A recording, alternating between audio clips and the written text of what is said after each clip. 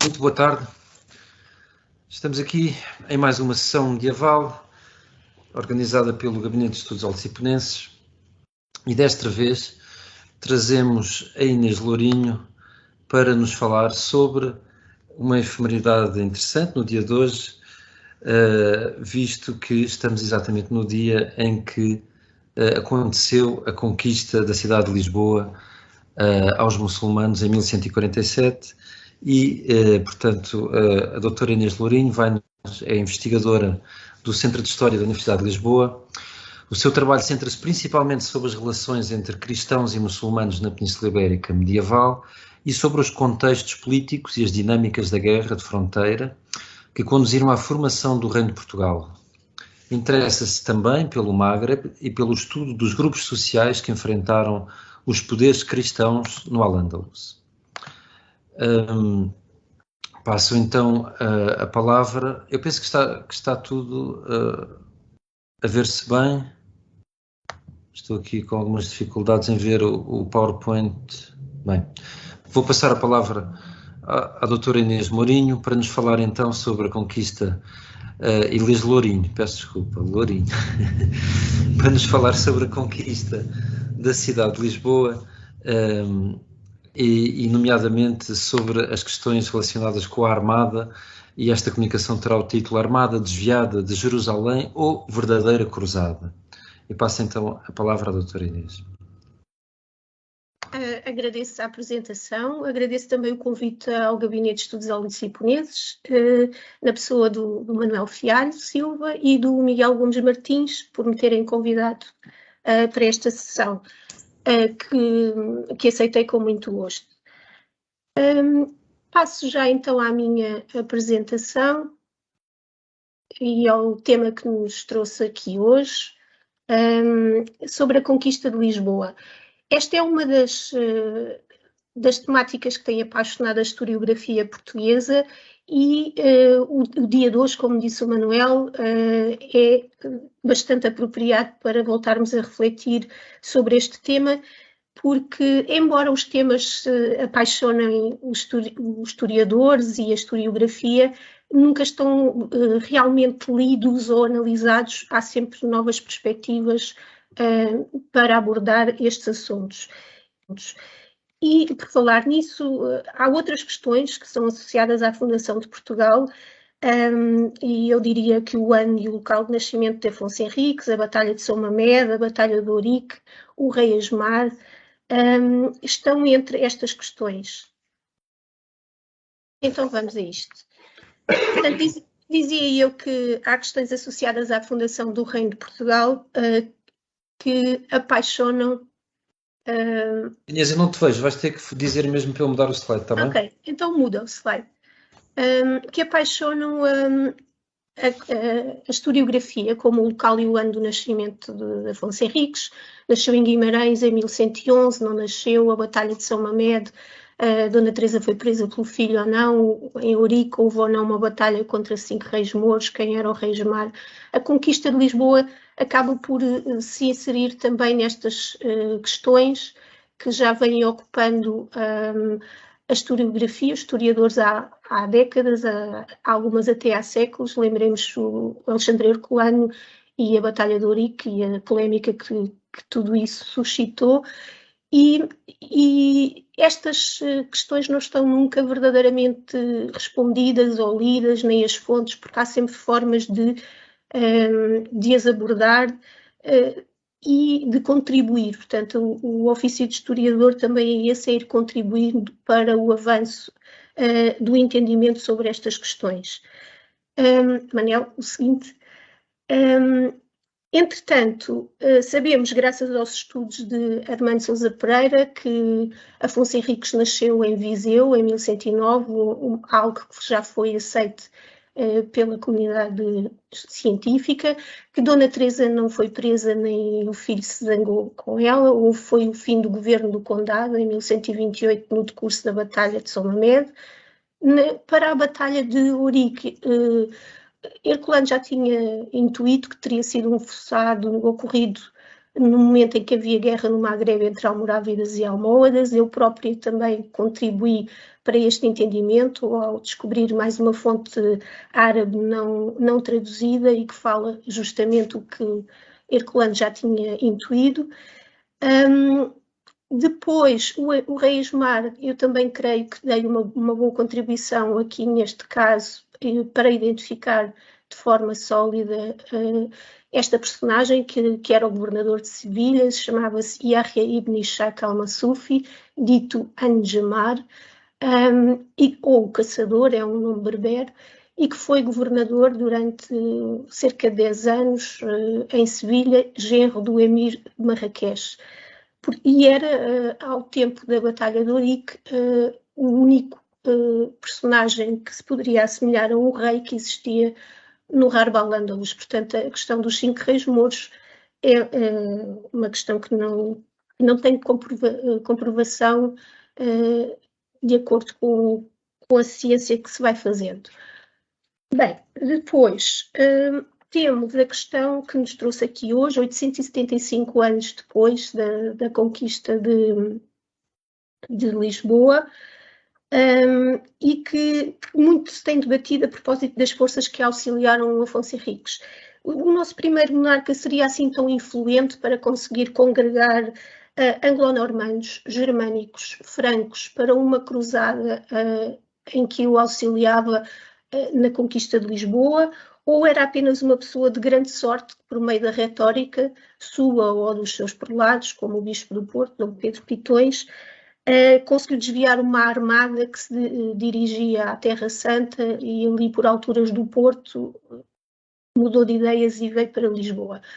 Como é que estas linhas historiográficas, uma mais tradicionalista, que pugna pelo desvio da armada, e uma mais recente, até apoiada por José Matoso, por exemplo, em que se fala na pregação da cruzada por São Bernardo de Claraval, como é que isto se compatibiliza, quem tem razão, quem não tem? É disto que vamos falar hoje e como podemos trazer uma nova contribuição para ler estes acontecimentos históricos. Ora, sabemos que o ano da conquista de Lisboa, que foi 1147, foi também aquele em que partiu para o Oriente um exército de cruzados, de várias proveniências. Sabemos que em 1099, vamos passar aqui um bocadinho uma cronologia rápida para mergulharmos no assunto. Há a conquista de Jerusalém, a subsequente formação dos Estados Francos do Oriente, mas depois os seljúcidas em 1144, mais concretamente no dia de Natal, conquistam o Condado de Edessa, o que dispara sentimentos de grande insegurança e de ultraje em toda a cristandade. E portanto, neste contexto, o Papa Eugênio III, que era um monge cisterciense, tinha sido discípulo de São Bernardo de Claraval, endereçou ao rei de França, ao Luís VII, a bula Quantum Predecessors, e que exortava a uma nova cruzada como resposta à conquista do Condado de Edessa. Ora, em 1146 nós assistimos, se virmos bem as fontes, nomeadamente as germânicas, aos preparativos para a cruzada, e depois, no outono, dão-se os primeiros combates com os muçulmanos, nomeadamente do imperador germânico Conrado III. Comecemos então por ver como é que a cruzada começou a tomar forma, logo em 1146, e se olharmos para as várias fontes germânicas, que encontram-se repletas de referências aos preparativos, já que o imperador Conrado III iria mesmo aderir à campanha juntamente com o rei Luís VII, a quem tinha sido endereçada a tal bula. Manel, a seguinte slide, por favor. Manel? Sim, obrigada. Bem, vamos começar então pelos Análises Magdeburgenses, que é um texto que descreve os eventos desde o nascimento de Jesus Cristo até o ano 1188. Segundo esta fonte da Saxónia e da Turíngia, o autor e instigador da cruzada foi o abade Claraval, ou seja, São Bernardo. A seguir, a fonte relata brevemente a expedição à Terra Santa e logo depois, sem títulos nem parágrafos, ao correr da narrativa, introduz a campanha que levou à conquista de Lisboa com a expressão naquele tempo. Os análises colonienses Máximi, cuja parte referente a Lisboa foi coligida por Alberto Pimenta, como sabemos, nas fontes medievais da história de Portugal, afirmam: desta forma, os autores máximos foram Bernardo Abade de Claraval e um monge de nome Rodolfo. Faz depois a narração da cruzada e logo a seguir é introduzida a expedição sobre Lisboa, optando pela separação com o título, mas arrancando o texto com uma fórmula semelhante. Ao mesmo tempo. Slide seguinte, por favor. Ok, 3. Okay.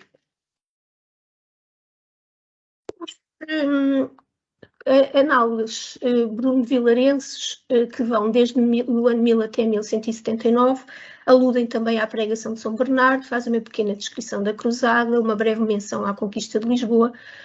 A cidade de Lisboa foi conquistada por peregrinos numa batalha naval.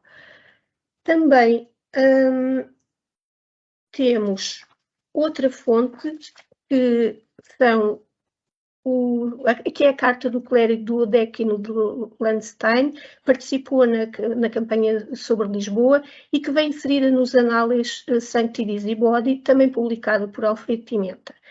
Este texto não faz menção à cruzada, preferindo destacar para 1147 o auxílio do imperador Conrado III ao duque da Hungria contra os que se rebelavam contra a sua autoridade, mas relatando logo de seguida a conquista de Lisboa.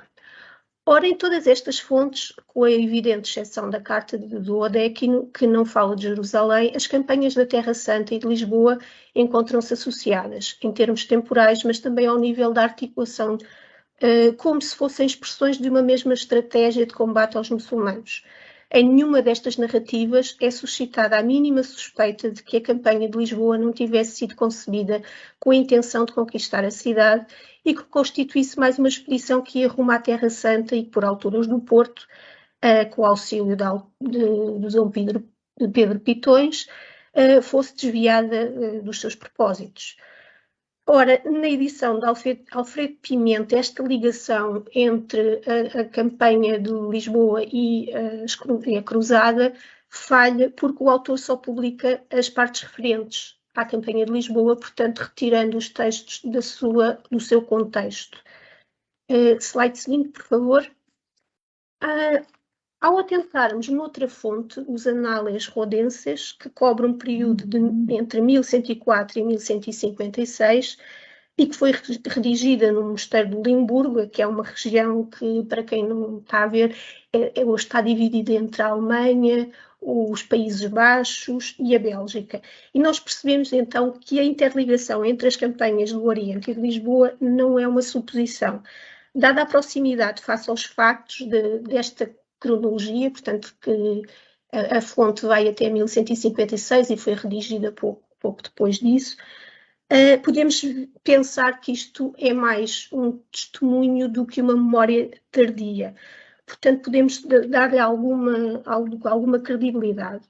De forma resumida, esta fonte explica que em 1146 a pregação foi levada a todas as partes do território germânico por um diácono de nome Rodolfo, enviado por São Bernardo, o qual depois também se deslocou aos territórios do Império, exortando as populações no sentido de aderirem ao projeto. E sabemos que o abade Claraval esteve inclusive na corte de Conrado III. E a fonte diz que esta demanda se dividiu em 3 vertentes, todas com o selo da cruzada, todas com a absolvição dos pecados e das falhas subjacentes. Um ataque a Lisboa, outro aos povos do leste europeu, os tais que se rebelaram contra o Duque da Hungria, e um terceiro ao Oriente. Portanto, estas 3 facetas estão claramente articuladas. Ora, a correlação então entre a cruzada e a expedição de Lisboa fica clara na fonte. A fonte parece demonstrar aquilo que alguma historiografia portuguesa tem procurado provar, portanto, que é a concepção dessa campanha específica para Lisboa e a intervenção de São Bernardo nas negociações e na pregação que tornaram esta campanha possível.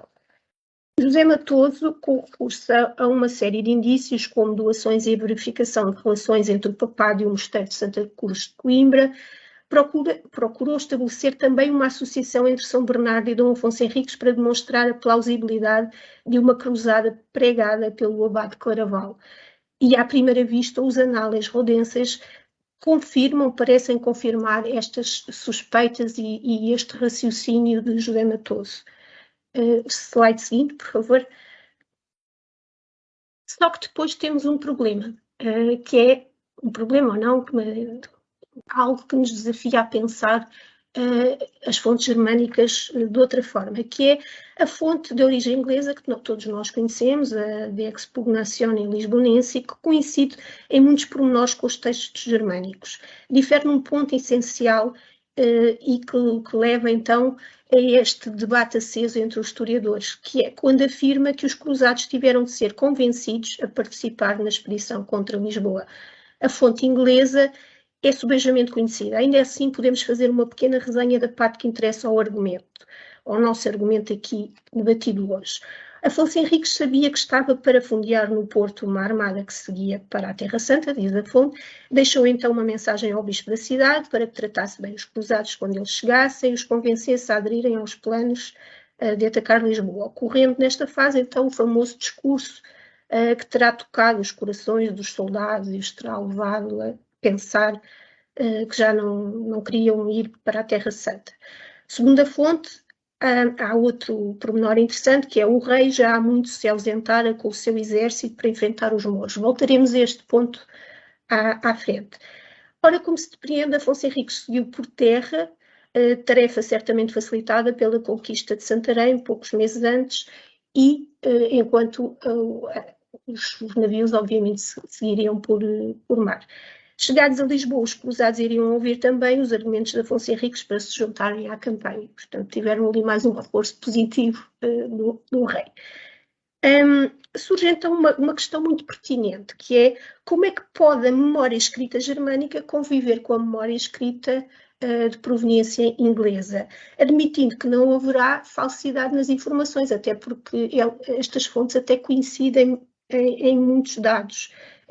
Mesmo em termos de dias e de pormenores e tudo, as fontes, apesar da inglesa ser bastante mais extensa e mais rica, as outras também têm informações interessantes. Ora, acontece que esta fonte, que é mais ampla e mais completa narrativa sobre a conquista de Lisboa, tem sido associada pela historiografia às forças estrangeiras como um todo.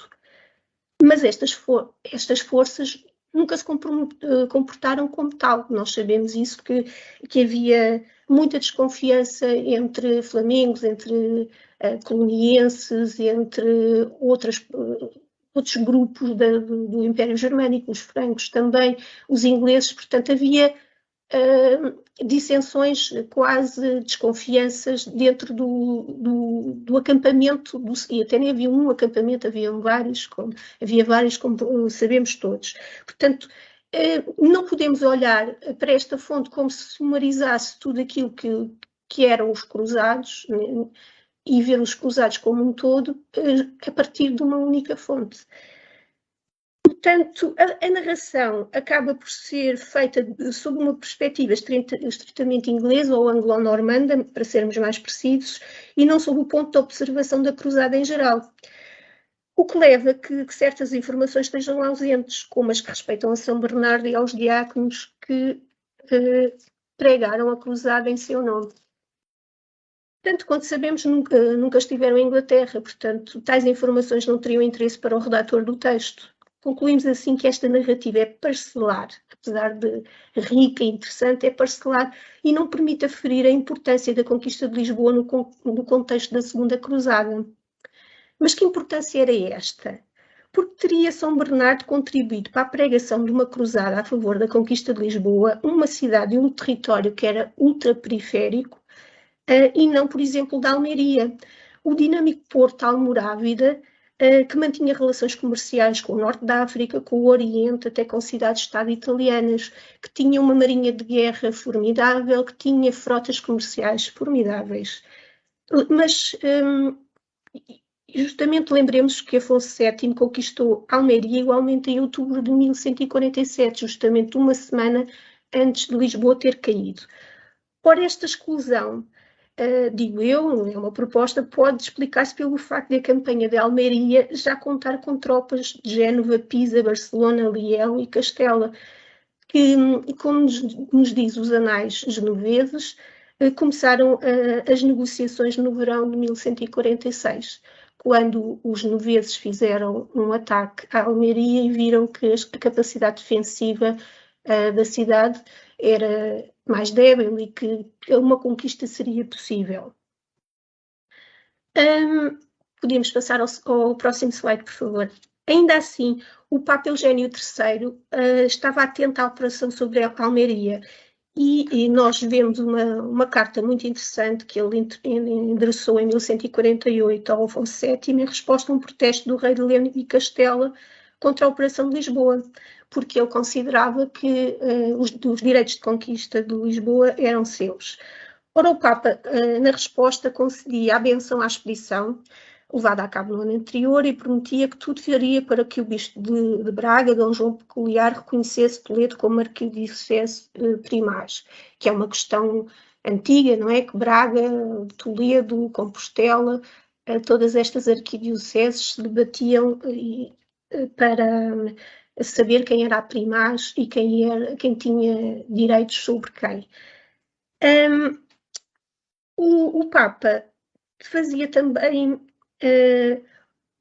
por um lado, dava estas benesses, mas por outro lado aconselhava a paz com o condado portugalense para que os esforços militares, de ambos os soberanos contra os muçulmanos não fossem prejudicados.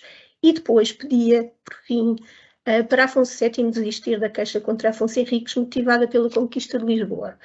Eugênio III não iria certamente, um homem que ficou chocado com a queda do condado de Edessa, que tinha, que tinha pregado a cruzada, esta segunda cruzada, para que houvesse ali recuperação territorial no Oriente, não iria certamente perder uma oportunidade de uma vitória contra os muçulmanos apenas para respeitar os direitos de conquista de Afonso VII, até porque Lisboa acabou por ser o sucesso mais expressivo no âmbito da Segunda Cruzada, como sabemos, um feito que poderia ser associado ao pontificado de Eugênio III. Porque, como veio a acontecer, sabemos que Almeria acabou por ser perdida para os almohadas, que estavam em guerra com os almorávidas, e também a localização longínqua de Almeria face ao território castelhano-leonês tornou a conquista precária, não é? Provavelmente Afonso VII quereria tornar o Al-Ándalus como um protetorado, mas a história veio a provar que isso não era um plano ao seu alcance, portanto, Almeria perdeu-se 10 anos depois. Ora, o que concluir disto tudo? Podemos para já observar que a linha historiográfica mais tradicional e que alega que a cruzada que seguia para a Terra Santa foi desviada para Lisboa não parece excluir aquela que propõe a organização de uma campanha específica pregada por São Bernardo. Os anglo-normandos, na verdade, seriam os únicos que teriam de ser desviados do Oriente. E, como sabemos, Dom Afonso Henriques compensou-os generosamente, inclusive com a oferta da Diocese de Lisboa, da Diocese restaurada, ao monge Gilberto de Hastings. Já os germânicos e os flamingos, talvez também os francos, foram, segundo as fontes germânicas, arregimentados pela influência de São Bernardo, pelo que, à partida, Afonso Henriques iria sempre contar com o seu auxílio. Portanto, à pergunta que motivou esta apresentação, armada desviada de Jerusalém ou verdadeira cruzada, a resposta pode muito bem ser ambas. Mas agora lanço o desafio de pôr esta solução de terceira via, chamemos-lhe assim, à prova e a partir de algumas questões. Não poderiam também as forças do Império Germânico ter sido desviadas da Terra Santa, tendo as fontes depois organizado as suas narrativas para associar Lisboa a uma cruzada específica? Digamos que essa ligação teria sido feita de forma por via do texto, por via da organização, da redação do texto. Bem, a hipótese não é descabida. Nós sabemos que as fontes podem, e muitas vezes, dobrar os fatos em função de um resultado específico que procurem, um resultado muitas vezes que é político. Contudo, podemos responder a esta questão com duas outras questões, ambas do ponto de vista da organização militar. E vamos então desafiar mais ainda esta hipótese do ambas, da terceira via. Primeiro, pergunto, seria plausível que Afonso Henriques pusesse a sua operação no terreno, isto é, que fosse diretamente para Lisboa, tivesse deixado a negociação ou o convencimento dos cruzados ao cargo de Dom Pedro Pitões, o bispo do Porto, e fosse diretamente para Lisboa, sem ter a certeza de que ia ter navios para o bloqueio à cidade? Ora, nós sabemos que sem capacidade naval seria praticamente impossível alcançar o sucesso contra uma cidade costeira.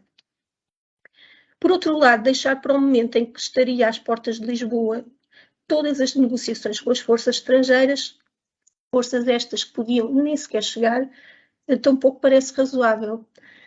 Ou seja, Afonso Henriques precisava de saber que contaria com uma armada para o cerco.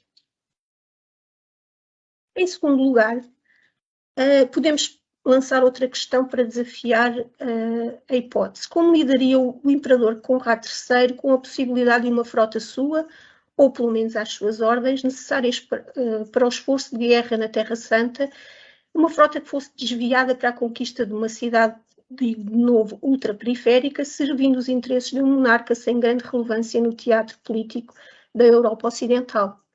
Claro, a pergunta pode ser também aplicada ao contexto britânico. Como lidaria o rei de Inglaterra com o desvio de uma armada sua, ou às suas ordens, do esforço de guerra na Terra Santa? Ou será que estas armadas, e agora peço para passarmos ao slide seguinte, sim? Boa, obrigada. Será que estas armadas germânicas ou anglo-normandas, não importa, eram relativamente independentes e funcionavam à margem dos respectivos suzeranos? E uma pergunta impõe-se: qual seria a influência de Conrado III sobre, por exemplo, o conde de Aerschot, por quem a armada esperou mais de uma semana no Porto? Ora, aqui temos um mapa do Império Germânico e podemos ver que, apesar das linhas de fronteira exteriores, era uma miríade, um mosaico de pequenos poderes. Portanto, podíamos perguntar-nos, só assim, através de uma forma muito visual e muito intuitiva, qual era a influência que o imperador teria sobre todas as cidades, sobre todos os territórios, sobre todas as localidades que integravam o seu império. E agora peço o slide seguinte, por favor.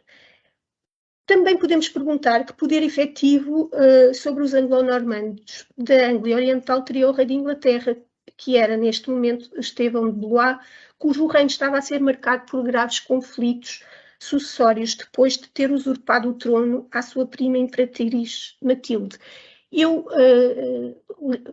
quero assinalar que estes anglo-normandos que vieram à conquista de Lisboa vinham de um território ali marcado como East Anglia ou Anglia Oriental e que eram de um dos 7 reinos tradicionais da Bretanha anglo-saxónica e que depois, mais tarde, acabam por ser fundidos na Inglaterra. Portanto, este território era um território de vikings misturados com ingleses, digamos assim.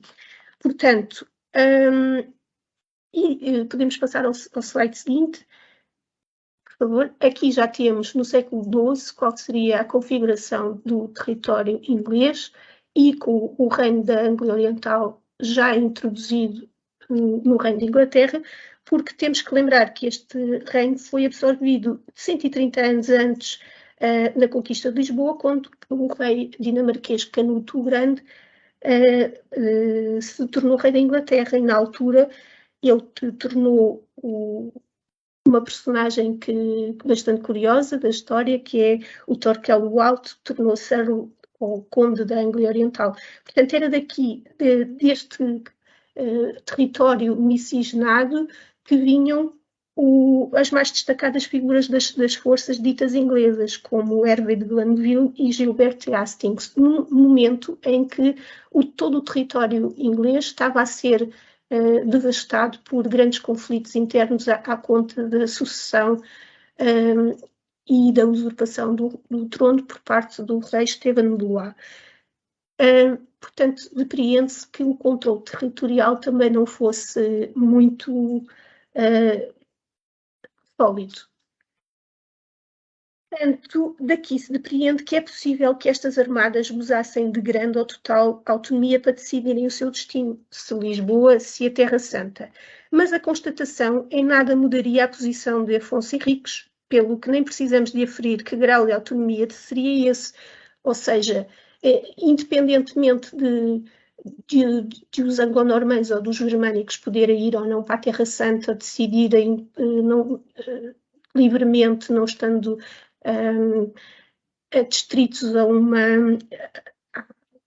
a ordens do seu suzerano, aqui o que interessa a Afonso Henriques é que ele precisava sempre de uma armada para conquistar Lisboa. Aliás, como já tinha acontecido noutra ocasião, a fonte inglesa mostra-nos que, ou indica-nos de forma muito breve, que em 1142 houve também uma operação de Afonso Henriques com a ajuda de uma armada, não sabemos de que dimensão, sobre Lisboa, mas nessa altura o sucesso não lhe assistiu, não aconteceu.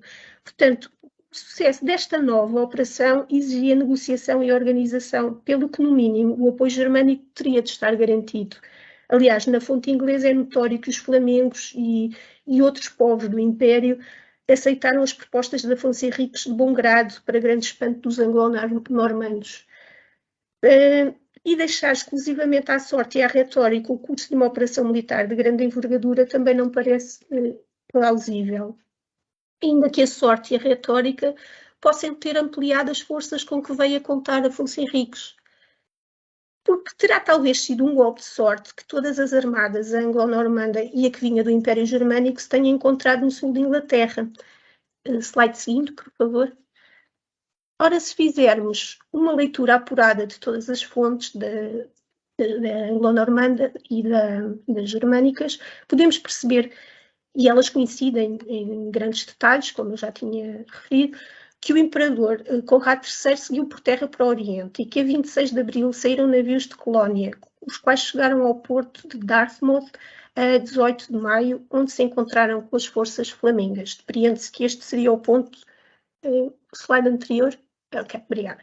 O ponto de encontro das tropas do Império Germânico e que as forças flamengas tivessem saído antes. Um mês de viagem pode parecer excessivo, mas a frota de Colónia pode ter feito escalas, deve tê-las feito certamente para abastecimento ou para ir juntando tropas de outras proveniências. Ora, em Dartmouth estava também a esquadra anglo-normanda que se preparava para partir para a Terra Santa e aconteceu os navios saírem juntos, a 23 de maio. Ao fim de 8 dias chegaram à Galiza. Alguns dias depois estavam no Porto, onde foram recebidos em grande festa e esperaram pouco mais de uma semana pelo conde Arnaldo de Aerschot, o qual se perdeu numa tempestade que atingiu a armada no trajeto entre a Inglaterra e a Galiza. Assim que o conde e os seus homens chegaram, todas as frotas partiram para Lisboa. Anglo-normandos e germânicos coincidem na informação de que os navios alcançaram Lisboa na véspera do dia de São Pedro, portanto, a 28 de junho. Terá ocorrido então o primeiro recontro dos cruzados com as forças muçulmanas que defendiam Lisboa, porque os muçulmanos atacaram assim que os estrangeiros chegaram, mas ainda não terá sido uma operação organizada. Não quer dizer, porém, que este tenha sido o primeiro combate entre cristãos e muçulmanos. A fonte inglesa refere, como tinha dito, um ponto muito interessante, que é quando as armadas alcançaram o Porto, Afonso Henriques já muito tinha partido. Portanto, nós depreendemos que terá chegado mais cedo a Lisboa. Não sabemos se terá limitado a fixar o seu acampamento e a esperar, ou se terá organizado algum tipo de ataque. E agora sim, o slide seguinte, por favor. um slide que eu pedi de empréstimo ao meu amigo Luís Ribeiro Gonçalves, que fez um excelente estudo sobre os vales da Moraria e do Val Verde e os seus sistemas irrigados, e que nos ajudam a perceber um pouco o terreno. Ora, a posição de Afonso Henriques, que seria no Monte Santana, é onde se crê que as forças portucalenses terão acampado, está ali, o Monte Santana, onde hoje será mais ou menos o Campo Mártires da Pátria, em Lisboa, não seria a mais favorável para um ataque, já que a norte, a muralha da cidade, assentava sobre uma escarpa elevada, como poderemos ver no slide seguinte. Este que o Luís também adaptou de Augusto Vieira da Silva, tem ali a Horta de São Vicente, não nos interessa tanto, mas tem o Val de Arroios marcado, portanto vê-se o Monte de Santana, vê-se o Monte da Graça e vê-se o Monte do Castelo, portanto vê-se que a posição das forças portucalenses não seria a mais interessante para uma conquista. Evidentemente, Afonso Henriques poderia atacar o Arrabalde Ocidental ou, atravessando a Ribeira de Arroios e rodeando a cidade, até poderia atacar o Arrabalde Oriental, enquanto esperava, supondo. Estamos aqui a fazer um raciocínio hipotético. Mas de pouco lhe serviria se quisesse conquistar a cidade. Lembremos, por exemplo, como a fácil conquista do Arrabalde Oriental em 1109 não garantiu aos vikings do rei Sigurd Jorsalfar, da Noruega, a conquista de Alcáçova. Portanto, ele conseguiu conquistar o Arrabalde, mas não Alcáçova. Portanto, a cidade acabou por não cair. Mas não precisamos até de recorrer a um exemplo viking. O próprio Afonso Henriques já tinha atacado a cidade de Lisboa por diversas vezes, se atentarmos na fonte inglesa que atribui a seguinte interrogação a um ancião muçulmano: quantas vezes é já da nossa memória que viestes com peregrinos e estranhos para nos expulsar daqui? Também os anais do rei Dom Afonso alegam que por volta de 1144 as cidades de Santarém e de Lisboa passaram a pagar tributo a Afonso Henriques para evitarem os ataques das forças portucalenses, o que se pressupõe que esses ataques seriam frequentes e que causassem dano a estas cidades. Ora, nestes primeiros dias que antecederam da estada, ou suposta estada de Afonso Henriques em Lisboa, e que antecederam o cerco propriamente dito, o rei, estando estacionado a norte de uma cidade cuja alcáçoa se encontrava alcandurada no topo de uma escarpa, rodeada de braços de rio, terá ficado claro que sem os mais de 160 navios dos cruzados, conquistar Lisboa seria uma impossibilidade. E vejamos então o slide seguinte. Este slide é também muito interessante, também tomado de empréstimo do Luís, é já de um período tardio, mas mostra as linhas d'água e mostra também algumas continuidades. O Manuel Fialho que está aqui presente nesta sessão, e eu há alguns anos fizemos um trabalho sobre a Lisboa pós-reconquista e vimos algumas continuidades. Portanto, a Lisboa que o Afonso Henriques com que teria contactado, teria as Almoinhas nos vales de Arroios e no Val Verde, portanto a Avenida Almirante Reis e a Avenida da Liberdade hoje, mas também teria os campos de vinha de Chabregas, teria também Alvalade, teria também Odivelas, teria Famões, portanto era uma cidade do ponto de vista hortícola e agrícola com bastante intensidade do ponto de vista do cultivo. O que do ponto de vista do cultivo é muito interessante e da produção de riqueza, mas talvez menos do ponto de vista de uma conquista militar. Ora, já sabemos então que ele poderia rasear os arrabaldes e saquear produtos agrícolas, gado e seres humanos, mas se a cidade já lhe pagava, qual o interesse desta ação militar? Para que roubar aquilo que já lhe seria devido? mas ao atacar não poderia levar a uma disrupção que impedisse o normal pagamento do tributo. Ora, parece mais plausível que uma deslocação a Lisboa, antes ainda dos navios, com todo o seu exército, tivesse o propósito da conquista, numa altura em que o Harb al-Andalus se encontrava em acelerado processo de desagregação territorial. Nós sabemos que em 1144 a revolta dos Muridinos, iniciada por Ibn Qasi, levou os senhores do Harb al-Andalus, como os de Silves, Évora e Beja, a deixarem de obedecer ao poder almorávida. Portanto, Lisboa estaria isolada política e territorialmente. Ainda assim, tinha muralhas e capacidade defensiva sólida, reforçada por uma localização numa colina rodeada de braços de rio e destas explorações agrícolas.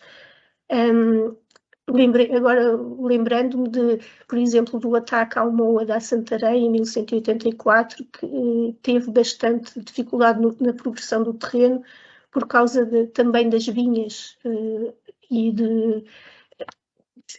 desse tipo de obstáculo também se constituir uma dificuldade ao exército.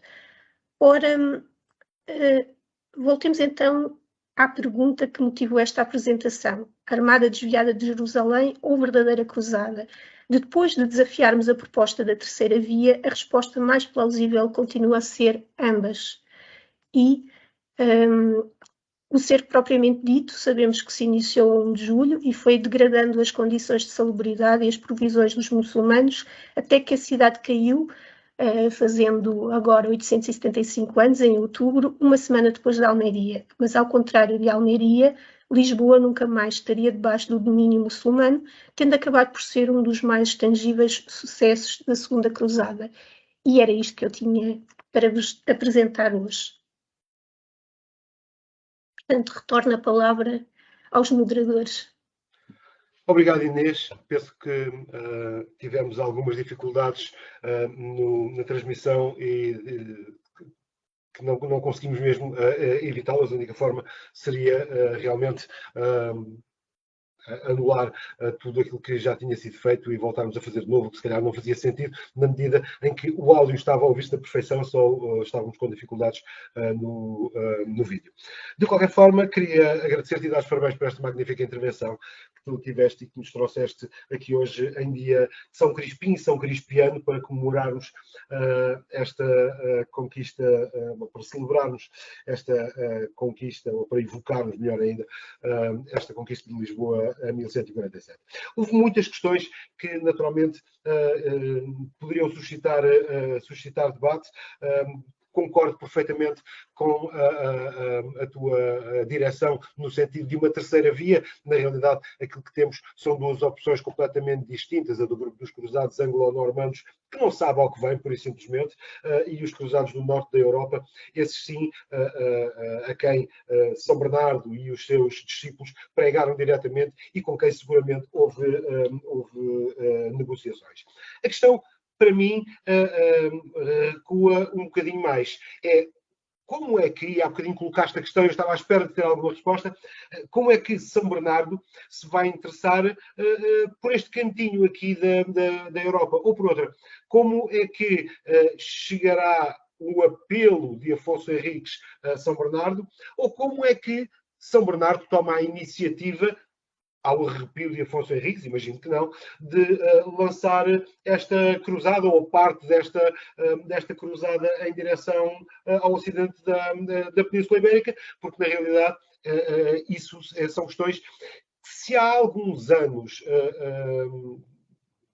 estavam fora de cogitação, a partir do momento em que se descobriu a tal carta de Bernardo Claraval, carta 308, se não falham as contas, aí já se parece ter uma confirmação de que houve um envolvimento de Bernardo na cruzada, o que vem corroborar todas as suspeitas que já vários autores tinham a esse respeito. De qualquer forma, a pergunta muito simples é esta: e como é que São Bernardo ficou a conhecer Lisboa e a necessidade de uma intervenção militar para a sua conquista? Neste caso, eu acho que a obra de José Matoso é mesmo uma referência, porque ele analisou essas relações e como é que o arcebispo de Braga, Dom João Peculiar, acabou por servir quase de embaixador, ou quase não, mesmo de embaixador da causa de Afonso Henriques junto do papado. Sabemos também que o Papa, o Eugênio III, era um discípulo cisterciense de São Bernardo, sobre quem ele tinha grande influência. E também sabemos que Dom João Peculiar esteve por várias ocasiões com São Bernardo, inclusive estou-me a lembrar do Concílio de Pisa de 1134, e que há essa relação, digamos, do nosso arcebispo, eu não devia dizer nosso, os historiadores não dizem nosso, mas pronto, o arcebispo de Braga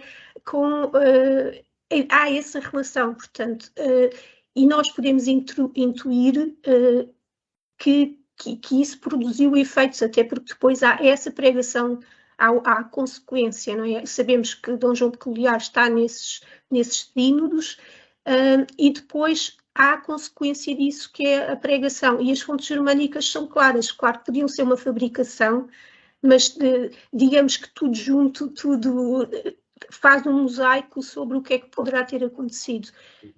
Mas o trabalho de filigrana de José Matoso em relação às relações entre Santa Cruz de Coimbra e o papado também são bastante interessantes a esse propósito. E depois há outra questão aqui também, a década de 30 do século XI também é uma década de cisma, não é? A década em que há o Papa apoiado, o Anacleto II, pelos os normandos da Sicília, e depois há o Papa apoiado por São Bernardo e pelos príncipes da cristandade.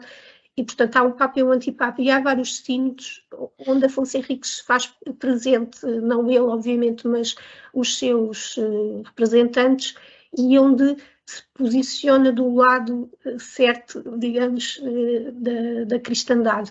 Depois acaba por não ter influência nenhuma, porque a Sicília mais tarde é perdoada por São Bernardo e entra na obediência e torna-se um reino.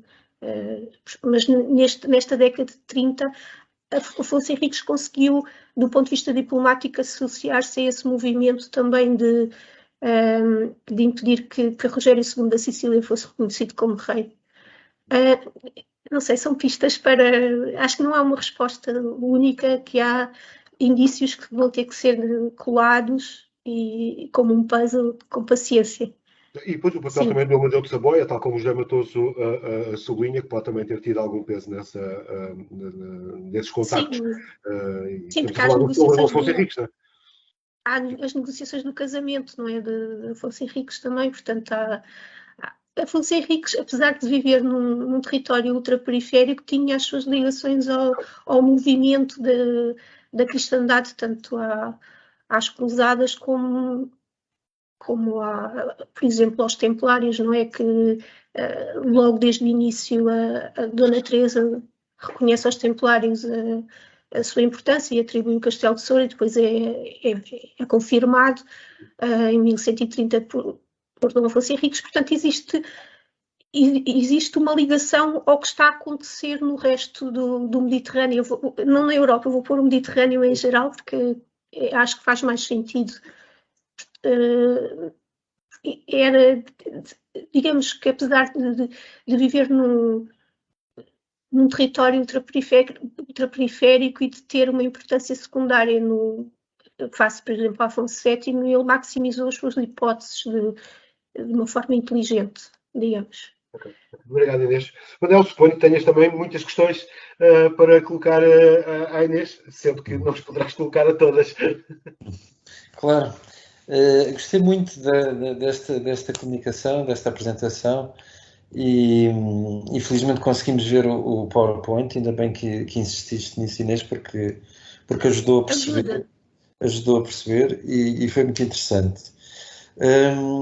As questões que eu tenho a dizer, tenho aqui gostei muito da questão de quando quando demonstraste as dificuldades que teriam os monarcas, nomeadamente o rei de Inglaterra ou o imperador do Sacro Império, em ter algum tipo de autoridade e de poder efetivo sobre os cruzados, realmente isso seria uma coisa muito complicada.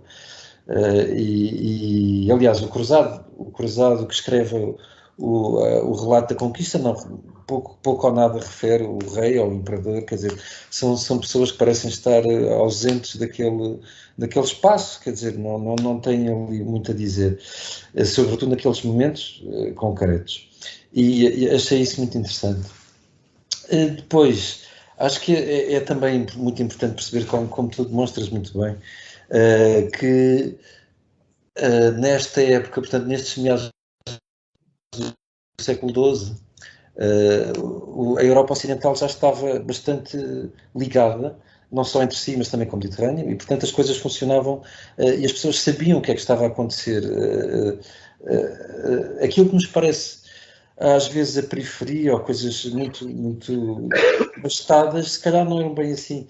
E agora passo para outra questão, e não deixe de sugerir que consultes alguma cartografia mais atualizada que há sobre a Lisboa islâmica, algumas coisas, nomeadamente na tese que eu fiz, acho que se calhar não ficava mal, mas sobretudo houve uma coisa que eu estudei sobre a Lisboa islâmica que pode ser aqui aproveitado, que é quando fazemos a pergunta que tu fizeste, aliás, porque é que São Bernardo se interessa por Lisboa.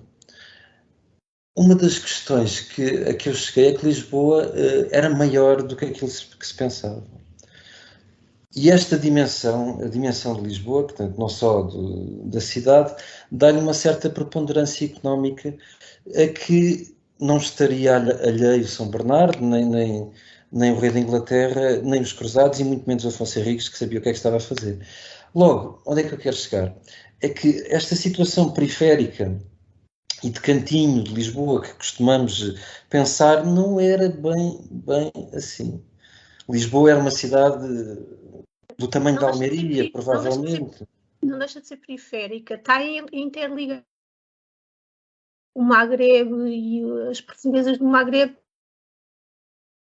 agora para falar em Islão, estavam ligados ao movimento do Islão geral. Há circulação de pessoas. O periférico aqui é estritamente geográfico, quando eu estou a falar. Não estou a falar em termos culturais ou de estar impermeável ou abandonado, impermeável às influências externas, ou percebes o que eu estou a dizer, não é? Portanto, geograficamente está de facto ultraperiférico, mas do ponto de vista dos movimentos culturais e políticos não está dissociado disso.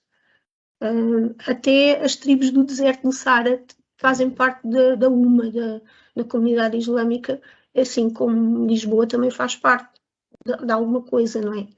E faz parte da comunidade islâmica no período da Almorávida, mas na verdade quando os almorávidas, nós já debatemos isto N vezes, os almorávidas estão a perder território, também deixam cair aquilo que lhes é menos importante, não é? Nesse sentido é mais fácil a Afonso Henriques tomar a cidade porque não há ajudas, não é? É nesse sentido, portanto, não estou a menorizar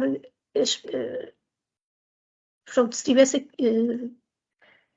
não vou dizer o que ia dizer, mas pronto, mas voltando atrás, há falta de, como é que se chama, de controle dos suzeranos ou dos reis sobre, isso também é muito evidente, numa faceta que me agrada particularmente, que são as expedições punitivas dos pisanos e dos genoveses contra cidades costeiras muçulmanas como Márdia, que fica na Tunísia, ou como a Bona, que era a Hipona do Santo Agostinho, e que eles destruíam as Ilhas Baleares. Isto depois era escrito lá está, as fontes escreviam de acordo com um ideal de cruzada, mas na verdade eram expedições punitivas contra adversários comerciais e muitas vezes os reis, os soberanos, nada tinham que ver com aquilo. Eram os comerciantes que mandavam fazer os navios, que se armavam e que iam e que tentavam eliminar a concorrência. Portanto, o Estado ainda não é muito centralizado e o que estava a acontecer em Inglaterra neste momento era interessante porque a Imperatriz Matilde, que era casada com o Imperador Germânico, era a herdeira do trono de Inglaterra, mas o primo direito usurpou o reino e, portanto, aquilo deu origem a um período que ficou conhecido mais tarde, no século XIX, creio, como a anarquia. Portanto, isto diz bem de que tipo de relação teriam estes anglo-normandos com os seus suzeranos, ainda por cima habituados à tradição viking, às navegações, a tudo isso e à autonomia. Acho que não tinham muito... Mas do ponto de vista... Isso seria interessante para...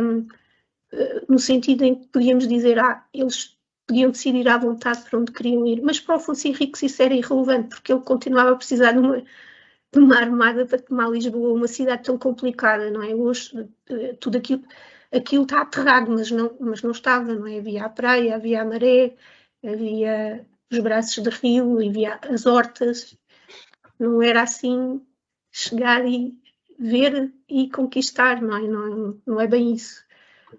Pronto, e é isso. Lisboa faz parte desse... Não, sim, Lisboa... não, conclui.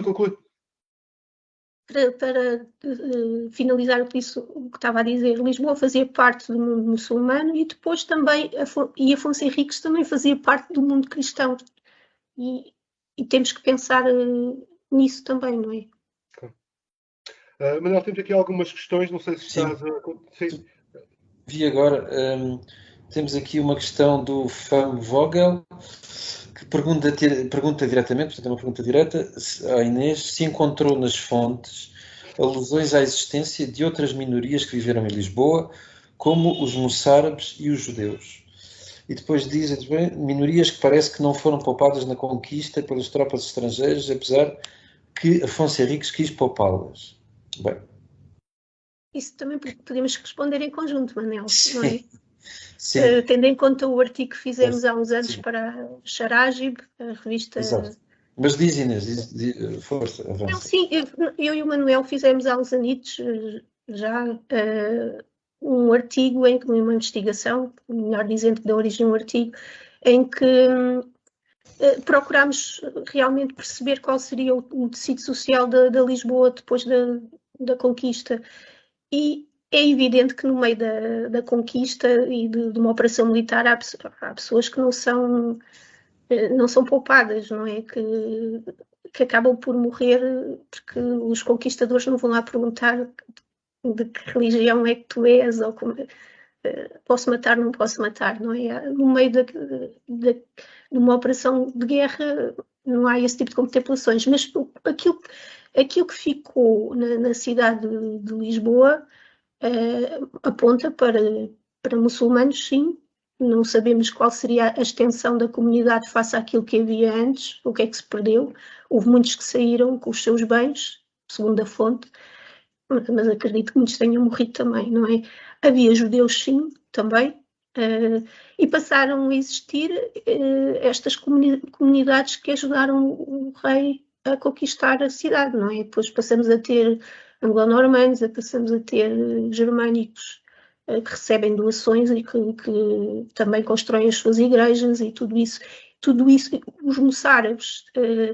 Eu lembro-me nesse artigo, Manuel, se quiseres também participar na resposta, nós encontramos pessoas com o epíteto de Maria, Mozarava, mas já no final do século XIII, quase como se fosse uma identidade que se estava a extinguir e que as pessoas tinham a necessidade de continuar a afirmar-se como tal. Portanto, e esses moçárabes existiam, não sabemos quantos morreram, não sabemos quantos foram assimilados por casamento, por outras coisas, não é? Como em Coimbra houve assimilações de moçárabes por casamento com pessoas que seguiam a reforma gregoriana. Portanto, não há forma de avaliar. Sabemos que existem, não sabemos as dimensões. E devolvo também a palavra para dar mais sério. Acho que é isso, basicamente, o que disseste. E só acrescentar uma coisa engraçada que soube agora há pouco tempo, que é uma informação que até já está disponível há bastante tempo, mas isto exige que nós façamos releituras do trabalho uns dos outros e às vezes não os fazemos. Mas há uma coisa que... Há uma informação interessante, é que muito provavelmente, ou pelo menos há notícia, de que o Abd-ar-Rahman III teve um médico judeu vindo de Lisboa. E isto é interessante. E para haver um médico judeu, se é que houve mesmo, mas para haver um médico judeu que saiu de Lisboa para ir para Córdoba, é porque a comunidade de Lisboeta havia de ser minimamente significativa.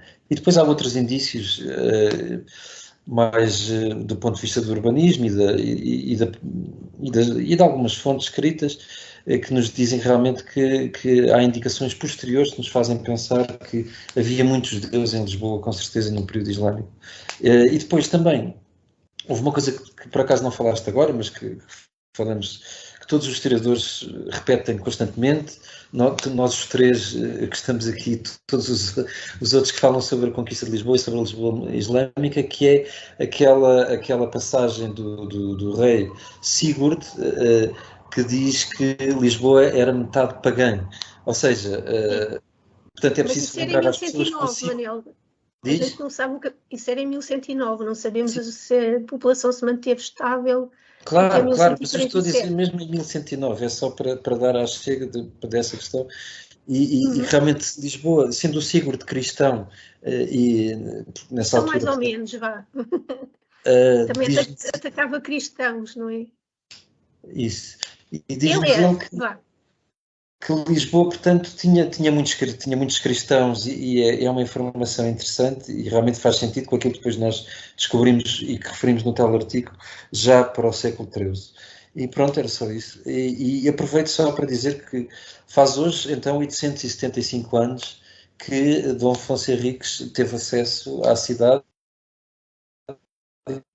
e que o governador entregou a cidade de Lisboa, à Lusbuna, a Afonso Henriques e aos cruzados. E também é uma data interessante porque surgiu na comunicação social a notícia desta belíssima espada que tenho aqui nas minhas costas, que também não queria deixar de passar, já que estamos aqui todos, e provavelmente as pessoas que nos estão a ver também se interessam por este assunto, a espada de Dom Dinis, que é o acontecimento do dia para os medievalistas.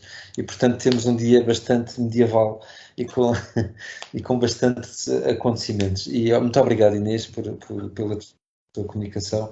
E passo a palavra ao Miguel para encerrar. E obrigado. Bom, tínhamos aqui certamente mais algumas questões que foram colocadas pelo público, mas dado o adiantado da hora, não vamos conseguir. De qualquer forma, eu sugiro, como temos sugerido aos outros participantes, que caso tenhas disponibilidade, possas responder na nossa página do Facebook para que estas perguntas não fiquem sem resposta. Inês, da minha parte, da parte do Gabinete de Estudos Olicipenenses e naturalmente da parte do Manuel, também já acabou de dizer, o nosso muito obrigado por teres participado nesta sessão medieval. Nós voltaremos daqui a um mês aproximadamente com aquela que será provavelmente a penúltima sessão de 2022. Um abraço para todos e até à próxima. Até à próxima e obrigada.